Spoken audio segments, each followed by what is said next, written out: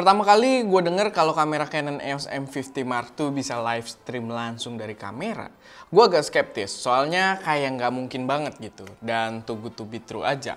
Sampai akhirnya gue tertarik buat cobain sendiri untuk membuktikannya, dan ternyata gokil.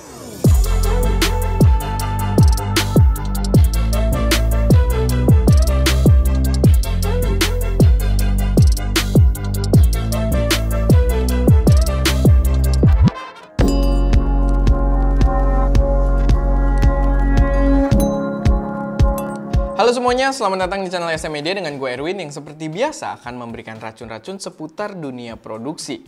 Nah, buat kalian yang udah ngikutin channel ini pasti udah tahu kalau kita udah pernah bahas Canon M50 Mark II ini juga di channel ini, karena dia emang bukan kamera baru juga. Menurut gue, kamera ini memang recommended parah buat teman-teman yang baru belajar foto video ataupun buat para konten kreator pemula.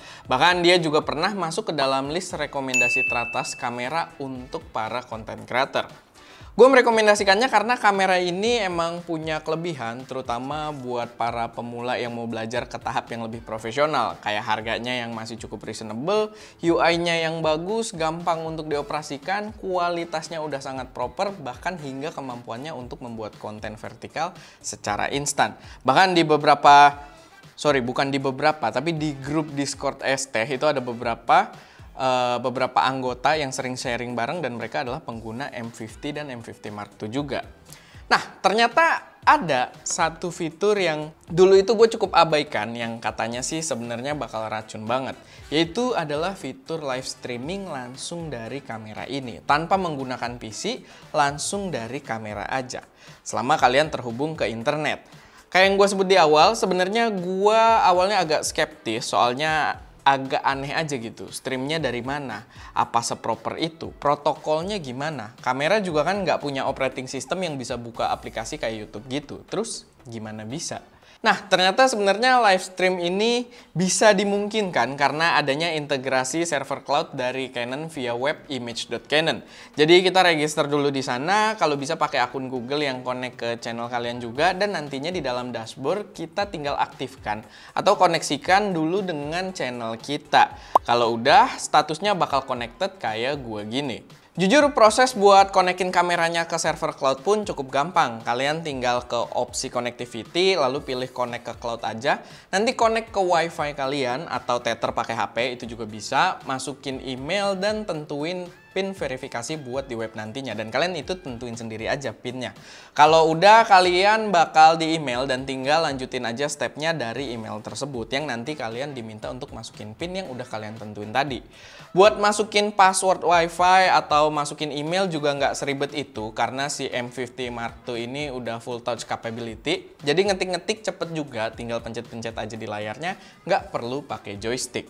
Nah, nantinya untuk live stream kalian tetap perlu akses YouTube via desktop webnya, jadi mungkin tetap perlu pakai laptop, atau karena nggak gitu rumit, kalau gua bisa juga tinggal pakai iPad aja, atau pakai tablet Android juga harusnya bisa selama kalian pakai mode desktop di browsernya. Yang penting via YouTube desktopnya ini kita buat dulu, atau bahasanya manage dulu room buat live-nya sendiri. Lalu kita di situ atur judul, deskripsi, kasih thumbnail, dan settingan-settingan lainnya. Kalau udah, tinggal ke kamera, klik tombol wireless connectivity, masuk ke menu wireless connectivity-nya, masuk ke mode live stream, lalu pilih room yang udah kita buat tadi, dan udah deh, kita siap untuk live stream. Sesimpel itu kalau kalian udah connect dengan cloud-nya dan udah aktifin koneksi ke YouTube-nya.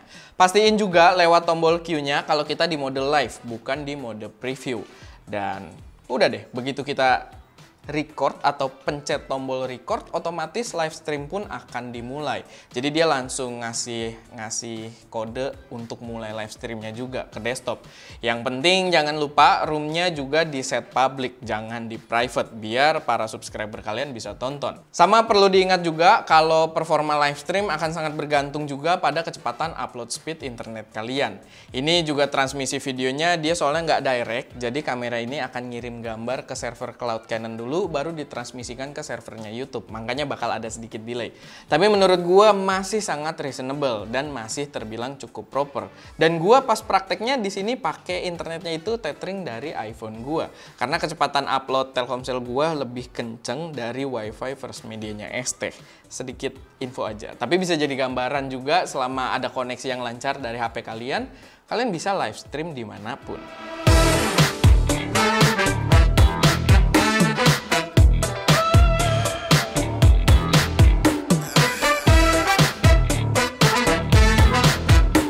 Cuma gini, kalau kita ngomongin soal si MacBook Pro sendiri, ya kita nggak bisa bahas soal desain doang. Dan desain itu kadang gini, kadang kita bisa lupa sama desainnya begitu kita nyaman makainya. Boleh mungkin kita agak show off kali Al, mulai pakai lensa agak wide.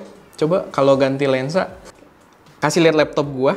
Laptop yang gua pakai G531. Nah, itu laptop tebel banget.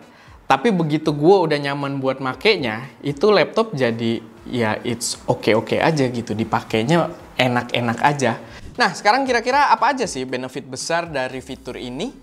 Menurut gue pertama simple, asal udah set koneksi dengan cloud-nya, kalian bisa live stream bener-bener dimanapun selama ada internet yang cukup lancar. Kalian juga bisa bandingin sama kalau kalian mau live stream pakai kamera mirrorless profesional dengan cara yang umum. Harus pakai kabel HDMI, harus ada capture card, harus nyambung ke PC atau laptop, sedangkan di sini kita bisa langsung dari kameranya aja.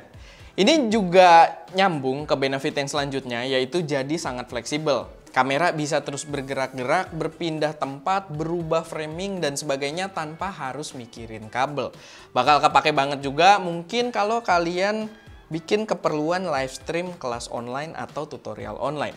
Sama udah pasti dengan sebuah kamera mirrorless yang proper, live stream kita akan terasa lebih profesional. Semakin terasa profesional. Karena kita bisa bereksperimen juga secara visual dengan opsi lensa yang berbeda-beda. So, gimana kesimpulan dari gua? Menurut gue fitur ini keren banget. Banyak possibilities yang bisa dilakukan dengan fitur live streamnya aja. Dan ini membuat M50 Mark II ini semakin mudah untuk gue rekomendasikan, terutama untuk para content creator atau yang mau belajar menjadi content creator. Karena jujur, di harga yang ditawarkan ini membuatnya all-rounder banget. Foto bisa, video bisa, autofocus tracking bagus, bisa vertical video, dan sekarang kita udah cobain dia bisa punya fungsi live stream langsung dari kameranya juga. Gokil banget. Ya, buat yang kepo untuk review lebih jauhnya, karena di sini bahas untuk live streamnya aja. Tapi kalau kalian kepo review yang lebih generalnya, kita udah buat video review utamanya juga. Silahkan kalian tinggal cek aja, klik ada di sana. Atau ya kalian search aja M50 Mark II ST Media, pasti akan nongol gitu di situ. Oke, paling segitu aja buat video kali ini. Semoga bermanfaat dan bisa jadi referensi buat teman-teman semua. Kalau misalkan ada koreksi, saran, atau pertanyaan, silahkan taruh aja semuanya di kolom komentar.